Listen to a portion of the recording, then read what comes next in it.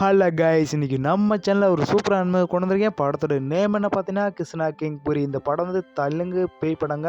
தமிழ் டப்பில் கிடச்சிருக்கு. இந்த படம் ஃபுல்லாக மர்மமான இருக்குது. இந்த படம் சொல்லப்போனால் ஃபேமிலியோடு இந்த படத்தை பார்க்காங்க, தனியாக இருந்து பாருங்கள். அப்போ உங்களுக்கு அந்த ஃபீல் கிடைக்கும். படம் ஃபுல்லாக பார்த்துட்டு பயப்படாமல் இருந்தவங்க அருமையில் இந்த படத்தை பிஜிஎம் எல்லாம் பயப்படுற மாதிரி வச்சுருக்காங்க. மறக்காம இந்த படத்தை ட்ரை பண்ணி பாருங்கள்.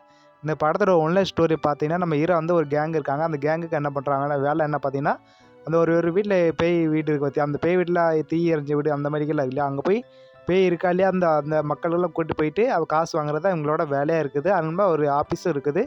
அலமை இரவு நம்ம ஈரனே லவ் பண்ணிக்கிருக்காங்க. திடீர்னு ஒரு ஆஃபீஸில் வந்து என்ன சொல்கிறாங்கன்னா, ஒரு ரேடியஸ் ஆர்ட்ஸ்ன்னு அப்படி ஒரு ஏரியா இருக்குது. அந்த பங்களா வந்து அந்த பங்களாவில் போய் அங்கே நீங்கள் போய் அப்போ பேய் இருக்கா இல்லைன்னு கண்டுபிடிக்கணும். அல்லாமல் நீங்களும் போகும்போது அந்த மக்களையும் கொண்டு போகணும் அப்படின்னு சொல்கிறாங்க. அந்த போன இடத்துல அங்கே உண்மையான பேய் வருது கைஸ்.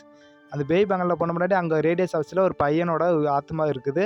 அந்த ஆத்மா அந்த அந்த வாதிலை திறந்த முன்னாடி அந்த ஆத்மா வந்து இவங்களை சுற்றிக்கிட்டே வருது.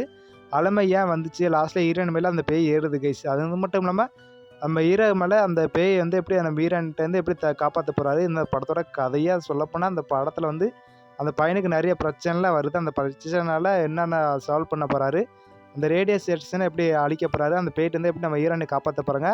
சூப்பராக இருந்தில்லைங்கன்னா ஒரு ஃபன்னான வச்சுருக்காங்க. படம் ஃபுல்லாக சூப்பராக இருந்துச்சு. அது மட்டும் இல்லாமல் அந்த பையனுக்கு சென்டிமெண்ட்லாம் வேறு இருக்குது. லாஸ்ட்டில் இறந்தவங்க கூடலாம் நம்ம ஹீரோ பேசுவார். அது மாதிரி சாமியார் லாஸ்ட்டில் மீட் பண்ணுறாரு. லாஸ்ட்டில் அந்த பேயை வந்து விரட்ட போகிறாங்க. அது இல்லாமல் ஹீரோயின் மேலே ஏறிட்டு ஒரு லாஸ்ட்டில் ஒரு சீன் வச்சுருக்காங்க ஹாஸ்பிட்டலில்.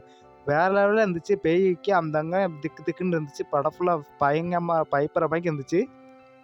ஹீரோயின் மேலே பேய் ஏறுது. அது இல்லாமல் ஹீரோன்ட்டு வந்து ஹீரோ ஏற்றிட்டு அந்த பேய் ஏற்றிட்டு இல்லை ஹீரோவை அந்த பேய் வந்து அந்த ரேடியோவை அந்த அந்த பேய்க்கு வேண்டப்பட்ட பொருளெல்லாம் எடுத்து லாஸ்ட்டில் பூஜை பண்ணி அந்த பேயை அழிச்சிடறாங்க. லாஸ்ட்டில் ஒரு டிஸ்ட்டு மேலே டிஸ்ட்டாக வச்சுருக்காங்க. லாஸ்ட்டில் அந்த பேய் சாகவே மறுபடியும் உயிரோட வருது.